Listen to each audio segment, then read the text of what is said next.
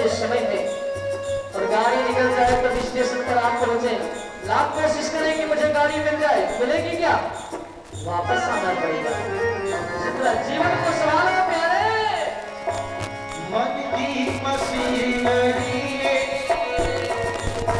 तब ठीक चलना सीखा। मन की मशीनरी तब चलना सीखा। मन की मशीनरी तब ठीक चलना सीखा।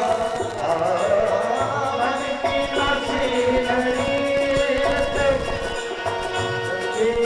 चलना सीखा। जब बूढ़े तन के हरे जय जय जब बूढ़े तन के हरे पूरी जीवन जब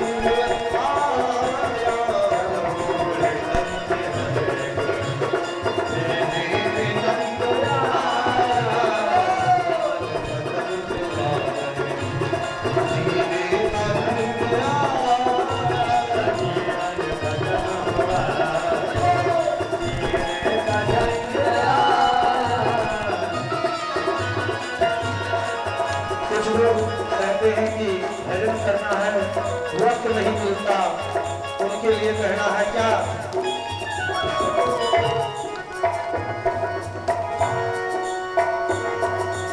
फुर्सत के वक्त मेरा सुमिरन का वक्त पाया। फुर्सत के वक्त मेरा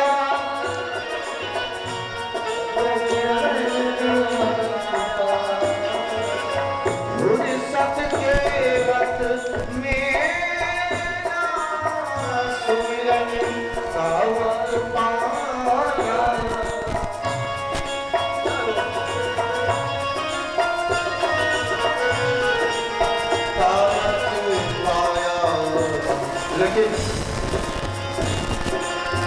उस वक्त मांगा उस वक्त मांगा जब वक्त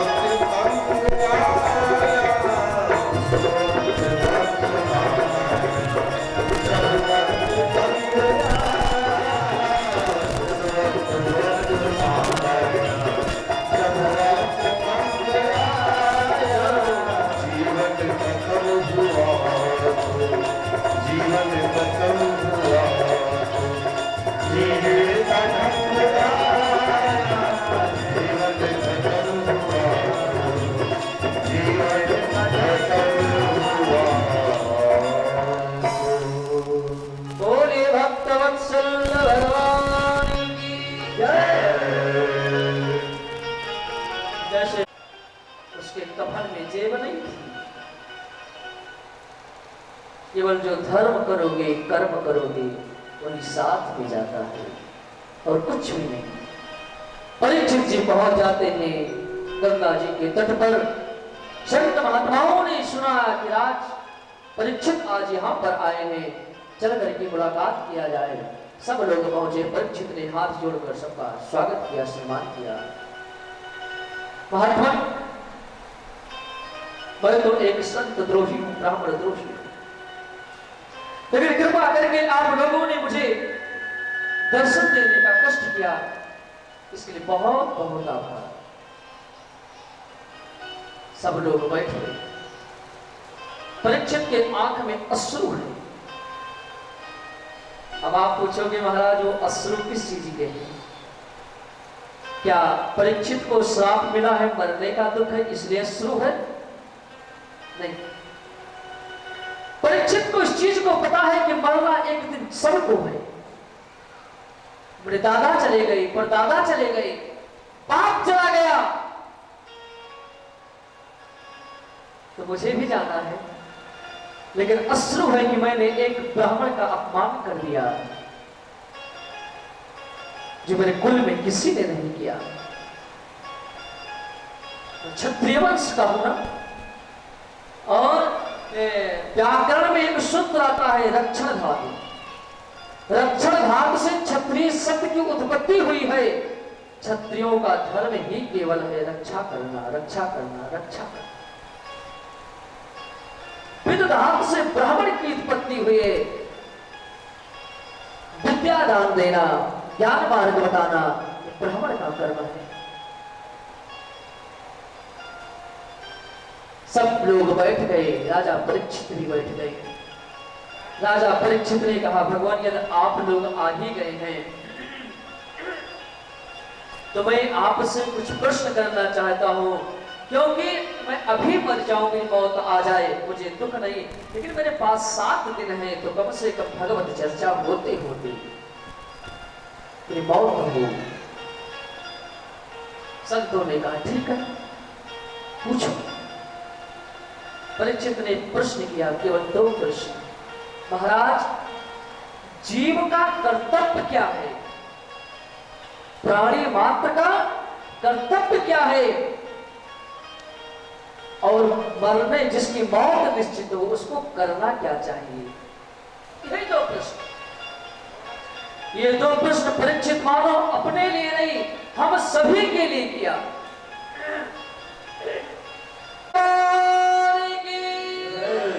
व्यास जी महाराज लिखते हैं, तत्राण भगवान व्यास पुत्र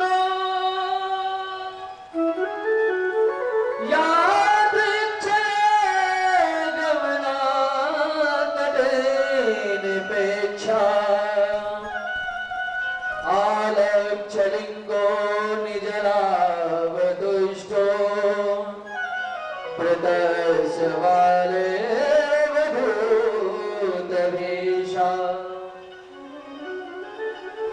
बड़ा सुंदर शब्द लिखा, भगवान व्यास पुत्र।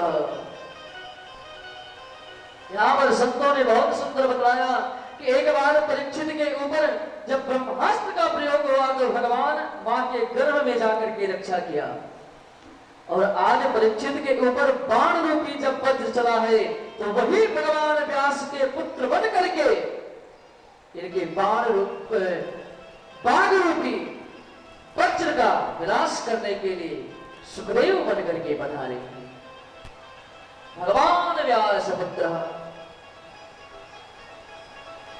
इनको आते देख करके सभी लोगों ने उठ करके प्रणाम किया, दंडवत किया। 16 साल के हैं, कौपीन धारण किए हैं, शरीर में कोई वस्त्र नहीं, केवल एक कौपीन में लगोटी, हाथ में कमंडल है, बस और कुछ नहीं। कौन वर्षीय? 16 वर्ष के हैं। अब जब 16 वर्ष के संत को 10,000 वर्ष वाले महात्मा प्रणाम करने लगे, परीक्षित ने सोचा, बाप रे बाप, कौन आ गया? संतों ने कहा, भगवान सुखदेव को प्रणाम करो। सुखदेव को प्रणाम किया, आसन दिया, गंगा जल से चरण को धोया, चरणामृत लिया। सभी संतों ने चरणामृत का पान किया, तिलक लगाया, पूजन किया, माला पहनाया, पंचोपचार भी पूजन किया। और बैठते ही भगवान सुखदेव के सामने राजा परीक्षित ने प्रश्न कर दिया, महाराज, आप जैसे संत का दर्शन हो जाए तो जीवन धन्य हो जाता है। मैं तो जीते जी मुक्त हो गया, मैं तो आज जीते जी मुक्त हो गया। मेरी मौत आज आ जाए लेकिन मुझे दुख नहीं, लेकिन भगवान आप कृपा करके मेरे पास जो प्रश्न है उनका आप उत्तर दीजिए। जो मैंने संतों से प्रश्न किया था वही प्रश्न आपसे है। क्या जीव का कर्तव्य क्या है, तो जिसकी मौत निश्चित हो उसको करना क्या चाहिए? सुखदेव भगवान ने कहा, बैठने तो देते, पहुंचे नहीं कि तुमने प्रश्नों की झड़ी कर दी। परीक्षित मुस्कुराकर बोले, भगवान आप जैसे संत दोहन काल से ज्यादा रुकते ही कहां हैं? 2 घड़ी से ज्यादा रुकते ही कहां हैं? और भगवान जब आप ये जान जाएंगे कि मुझे इस प्रश्न का उत्तर देना है तो आप समय निकाल लेंगे। संत अपने मस्ती में होते हैं, जिसको संत का संग मिल गया ना, सब कुछ मिल गया। इसलिए प्यारे, सत्संग करो और सत्संग से बढ़ करके संत का संग करो। ये भी सत्संग है। सत्तन के संग लागरे तेरी अच्छी बनेगी। जिसने संतों का आश्रय लिया, जिसने संतों के पाद कमलों में अपने आप को समर्पित किया, इसका जीवन सफल हो गया।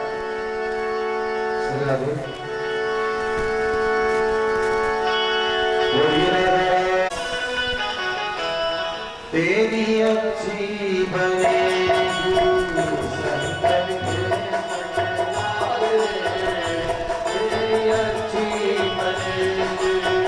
संतन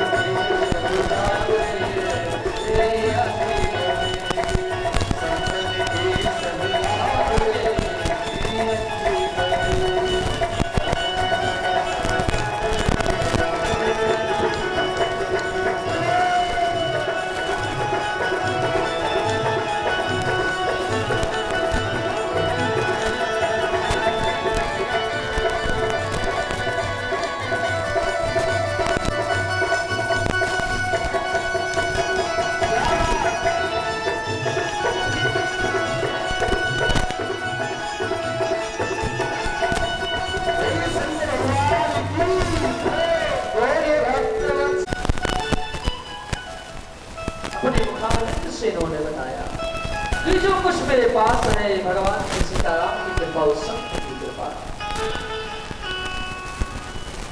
वरना मैं कहाँ देखता।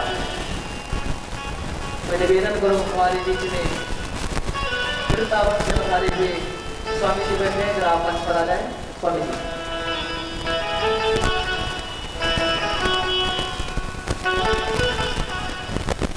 हमारे स्वामी जी को पता चला कि हमारे माननीय श्री राय साहब जी के यहाँ भागवत कथा चल रही है और वो भी दुर्गेशानंद आए हैं, तो बड़े भाव से कहा तो मैं तो आऊंगा ही, आइए, क्योंकि इनका स्नेह मेरे ऊपर भी हो रहा है, परिवार के ऊपर भी। दूसरे स्कंद का प्रथम अध्याय का ये पहला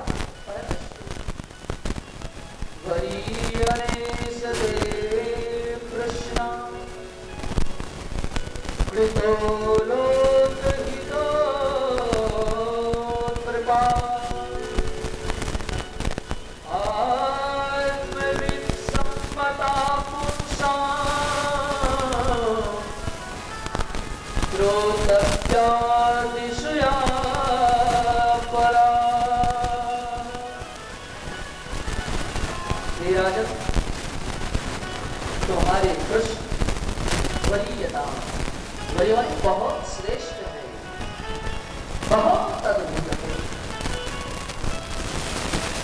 अब पहला शब्द वाह क्यों रखा, इसके बारे में बहुत झंझट है, लेकिन आप ये समझ लो कि वाह सब ब्रह्म स्वरूप है।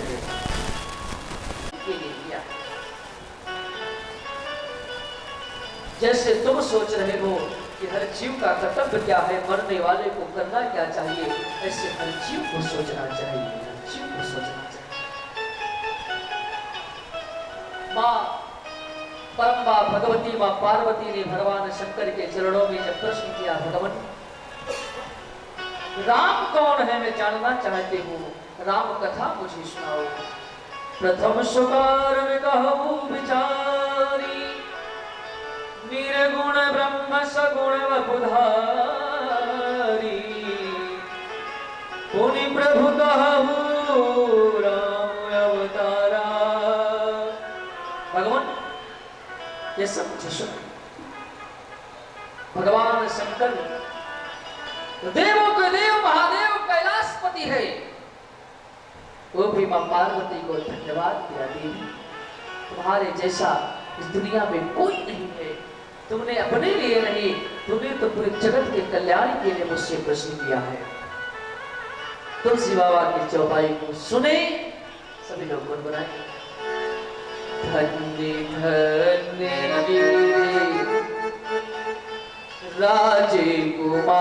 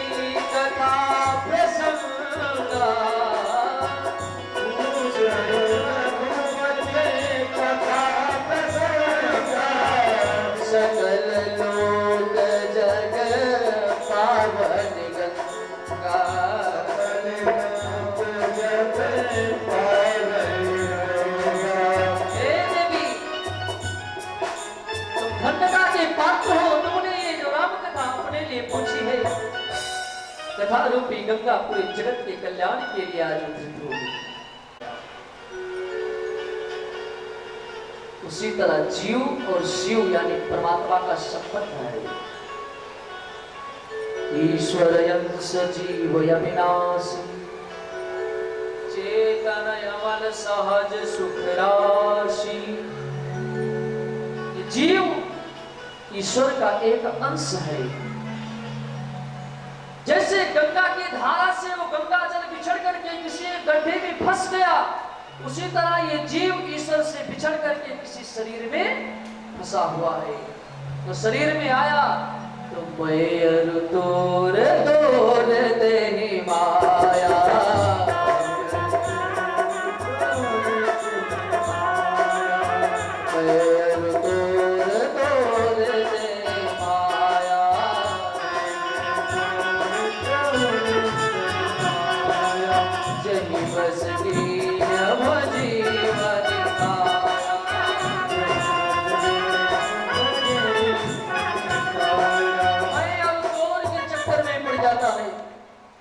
इसका मतलब जगदीश है। जिस दिन जगदीश नहीं रहेंगे जगत भी नहीं रहेगा। इसका ये प्रमाण है, ये जगत है, इसका मतलब जगदीश है।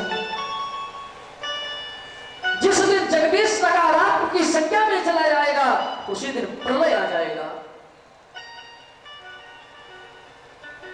उसी दिन सृष्टि का प्रलय हो जाएगा। जगत है इसलिए जगदीश है। जीव का प्रथम कर्तव्य संक्षेप में बताया कि परमात्मा को याद करते रहना, भगवत भजन करते रहना, काम करते रहो, नाम जपते रहो, युग में जीवन निकल जाएगा। दूसरा कर्तव्य, जिसकी मौत निश्चित हो उसको करना क्या चाहिए? उसको हमेशा धर्म पुराण का श्रवण पठन पाठन करना चाहिए। और धर्म पुराण से पता चलेगा कि मरना सभी को है, तो मरने वाले व्यक्ति को करना क्या चाहिए? कभी पाप ना करे, कभी अधर्म ना करे, कभी गलत कर्म ना करे, इससे वंचित रहेगा। इसलिए धर्म शास्त्रों का एक का कुछ पुण्य प्रताप था, तो जब उसका हिसाब हुआ तो थोड़ा पुण्य ज्यादा आया, तो बोले भैया तो कुछ दिन निवास कर ले स्वर्गलोक में। बोले ठीक है। अब तीनों सोचने लगे, हम तो नरक में पड़े हैं, मेरा मित्र स्वर्ग में पड़ा है, तो क्या करो? या तो हम तीनों वहीं पर चले, या तो वो यहां पर आवे। अब यहां जैसे तो परमिट है नहीं कि आज उत्तर प्रदेश में तो कल मध्य प्रदेश में, ये परसों गुजरात, ऐसी परमिट तो है नहीं वहां पर। परमिट यहां से जो बनवा कर जाओगे वही लागू होगा, या तो आल नर्क या आल स्वर्ग। और आल नर्क आल स्वर्ग कंप्रोमाइज है नहीं। क्या करें? सोचे एक आदत हम चारों की बहुत अच्छी थी, और वो तीनों अपने आप को अच्छी मान रहे हैं, है तो बहुत बुरी आदत। क्या? ताश खेलने वाली। ताश जानते हैं ना, जुआ लोग खेलते हैं, ताश खेलने वाले। तो ऐसा करो कि जहां से स्वर्ग चालू होता है, नर्क विराम होता है, चलो उसी द्वार पर बैठ करके हम तीनों ताश खेलेंगे, और वो देखेगा तो रहाइश नहीं होगा, वो भी आ जाएगा। आता उसी गेट पर खड़ा होता है, उससे रहाइश नहीं हुआ, क्या भैया मैं भी थोड़ी देर के लिए आ जाऊं, खेल लूं? बोले हाँ आ जाओ। तो एक होता है बॉर्डर, जैसे घर का मेन दरवाजा है, तो एक पांव आप घर में रख सकते हो, एक बाहर दरवाजे के एक तरफ एक पांव रख दो, एक तरफ दूसरा पांव रख दो, बाहर भीतर हो गए। तो उसने कहा भैया मैं आप क्या नहीं आ सकता, आप मारे या नहीं? तो ऐसा करो चलो यहीं पर बॉर्डर पर बैठकर ताश खेलते हैं। ठीक है, ताश खेलना चालू हो गया। खेलते खेलते उन तीनों ने जोर लगा करके इसको भी अपने नरक में घसीट लिया। तब तक उधर दरवाजा बंद हो गया, ये भी नरक में आ गया। तो मेरे कहने का मतलब संग कुसंग, तो सत्संग करोगे तो आपको स्वर्ग का द्वार दिखाएगा, भगवत द्वार दिखाएगा। कुसंग करोगे तो आप चाह कर भी नहीं जा सकते, आप फंसे रहोगे यमलोक में कुसंग में। कौन कुसंगति पाई न साई, राही नदी मदे चतुराई।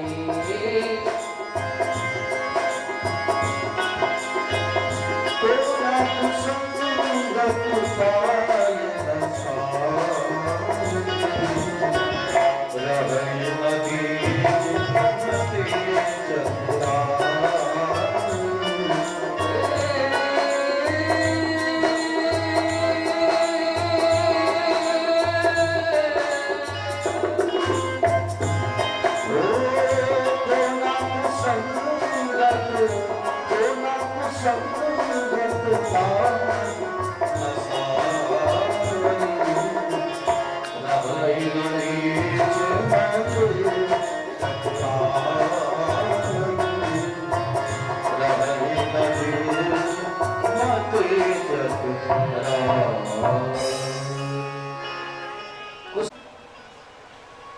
तो इसमें केवल गुण ही गुण होना चाहिए, दोष ही क्यों इसमें विद्यमान है। और भगवान पुनः उस दोष को मिटाने के लिए भगवान इस धरती पर आते हैं। तो मैंने सुना है भगवान के अनेक अवतार हैं, अनेक रूप हैं, लेकिन भगवान मेरा मन एक रूप में बहुत ज्यादा चिपक गया है, वो है कन्हैया का रूप, जिसने मेरा मां की गर्भ में मेरी रक्षा किया, जिसने मेरे दादाओं के ऊपर कृपा किया। मैंने उसके बारे में बहुत सुना है, आप उसकी कथा मुझे सुनाए। भगवान मैंने सुना है कि जब वो छोटे से थे, गोपिकाओं के यहाँ चोरी करने चले जाते थे, कभी कहीं पर पल्लू उड़ाकर भाग जाते थे, कभी कहीं चीरहरण कर लेते थे। भगवान जब वही बड़े हुए तो मेरे दादा को रण मैदान में गीता का ज्ञान महात्मा के शब्द से उसमें एक प्रगुण पुरुष को प्रकट किया, और वो पुरुष एक सर वाला पहले था, चारों तरफ घूम कर देखा, उसके 4 सर हो गए, उसके 4 सर हो गए। देखा तो केवल वायु और जल और आकाश, इसके अलावा कुछ नहीं। सोचने लगा मैं कौन हूं, कहां से आया हूं, किस प्रयोजन से आया। क्रोध उमड़कर प्रकृति पर आ गया, और प्रकृति से एक पुरुष प्रकट होता है, रुद्र। बोले श्री रुद्र भगवान की। रुद्र खड़े हो गए। रुद्र शिव भगवान शंकर की उत्पत्ति ब्रह्मा जी के प्रकृति से हुई है, भागवत के अनुसार।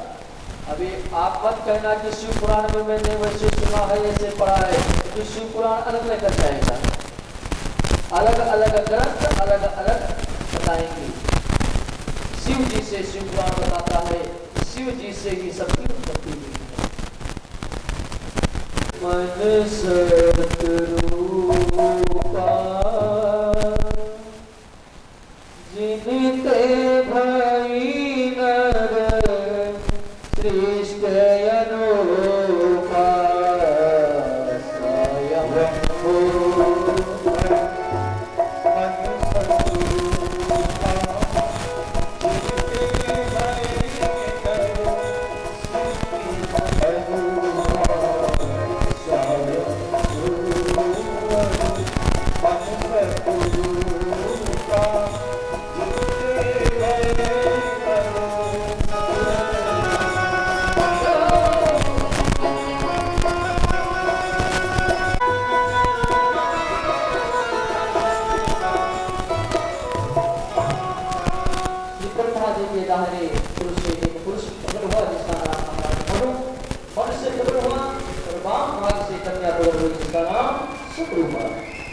दोनों हाथ जोड़कर ये प्रार्थना किया, महाराज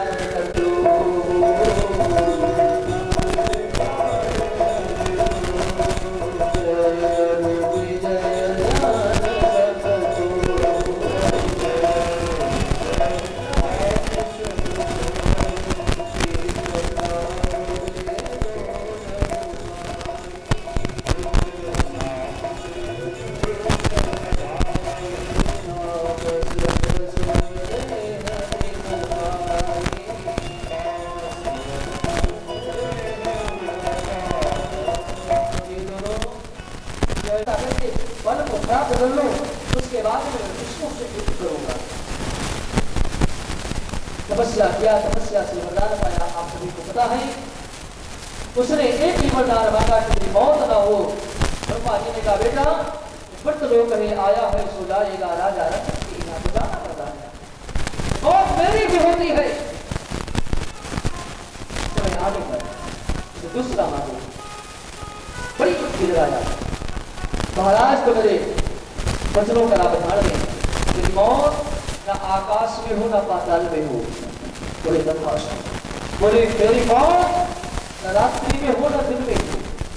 बोले तथास्तु। बोले मेरी मौत जो 12 महीना है उसमें न हो। बोले तथास्तु। बोले मेरी मौत न अस्त्र से हो न शस्त्र से हो। बोले तथास्तु। और कहा विष्णु भगवान सुनिए तपस्या। आगे सुनेंगे शिव से वरदान पाकर के शिव के ऊपर आक्रमण।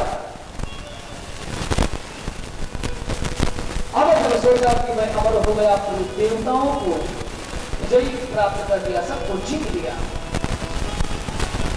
नाग लोक को जीता, भूमि लोक को जीता, स्वर्ग को जीता, तीनों लोक को जीत लिया। जहां पर यज्ञ कथा भागवत होता, अपने सैनिकों को भेज करके दास नमस करा देता। लोग कहते हैं कलयुग आ गया महाराज, क्या कथा भागवत करने कराने सुनने का मन नहीं लगता, कलयुग है। सकल शरीर भगवान नरसिंह ओंकार मान करके खंभ को तोड़ते हुए प्रकट हो गए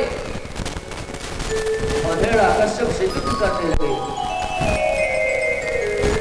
कई दिन तक युद्ध चलता रहा।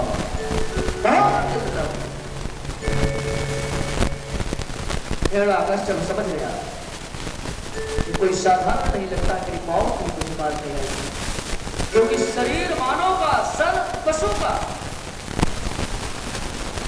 अपने एक एक प्रतिज्ञा अब ठीक हुआ। शाम का समय हुआ, सूर्य अस्त होने लगा। हिरण्यकश्यप को पकड़ कर अपनी गोदी में बैठा लिया। बोले हिरण्यकश्यप अब तेरा क्या करूं? बोला महाराज मैं तो अमर हूं। बोले कैसे? बोले महाराज मैंने वरदान पा रखा है। क्या? पहला वरदान है कि मैं 12 महीने में मेरी मौत न हो। भगवान ने कहा तिथि जोड़ घटा करके बताओ। अपने गुरु शुक्राचार्य से पूछो कौन सा महीना है। शुक्राचार्य ने कहा महाराज ये तो अधिकार रखा है कि ना मैं बाहर मरूं ना घर के अंदर मरूं। भगवान ने कहा ये तिहुली है जो द्वार का बीच होता है, घर का बीच है ना घर का बाहर है, जहाँ पर माताएं दीप जलाती है शाम के समय। महाराज मुझे एक वरदान और प्राप्त हो रहा है क्या? ना मैं अस्त्र से मरूं ना मैं शस्त्र से मरूं। बोले उसकी आवश्यकता नहीं, मैं का खून ही सब कुछ है। जब मैं सोचा हुआ है दिखाता तुमने कैसे फंसा दिया। मुझे ये वरदान दिया था, आज तो मेरे सामने होता तो मैं दौड़ा करके पकड़ता। फिर महाराज एक वरदान और याद आ गया। बोले क्या? बोले ना मैं नर से मरूं ना मैं कस से मरूं। भगवान ने कहा मेरा दोनों का कॉम्प्रोमाइज है। भगति शिरोमणि थे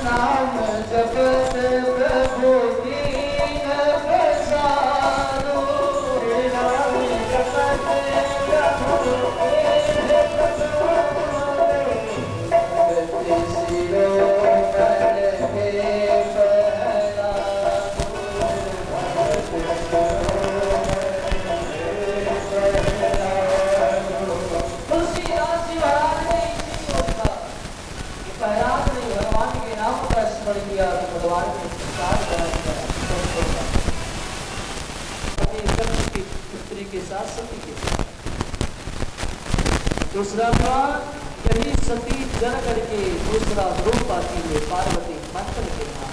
दूसरा विवाह जन्म जन्म शिव पद अनुराग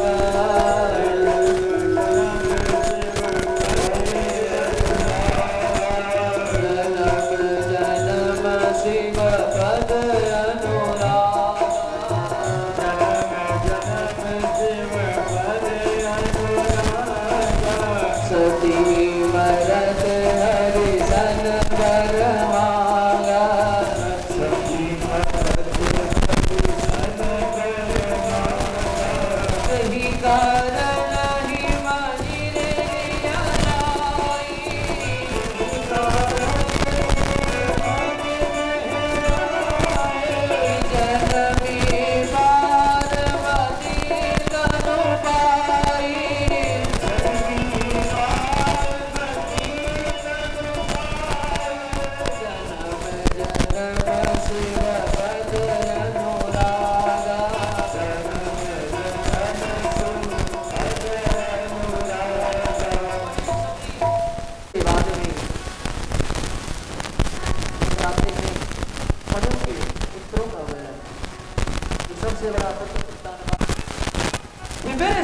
दुर्व्यवहार क्यों?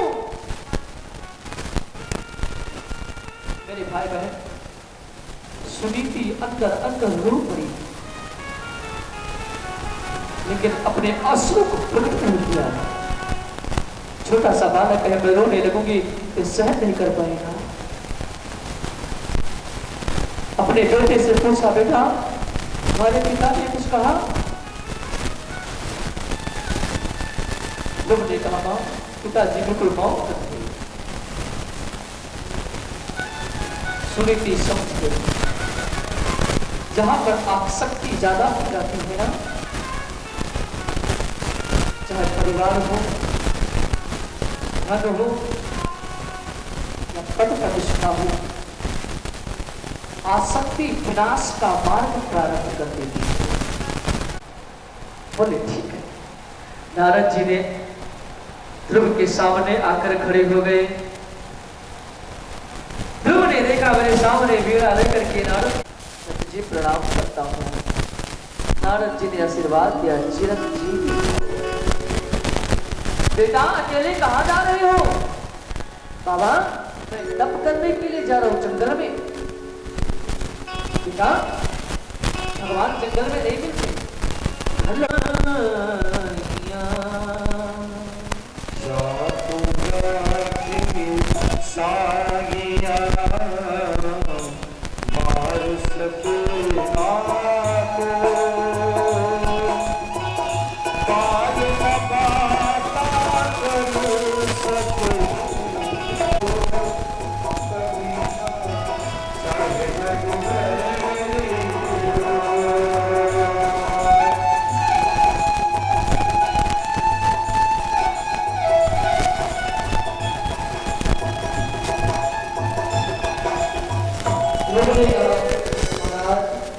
मेरी माँ ने कहा है कि भगवान के लिए चलोगे तो भगवान तुम्हारे यहाँ चलेगा।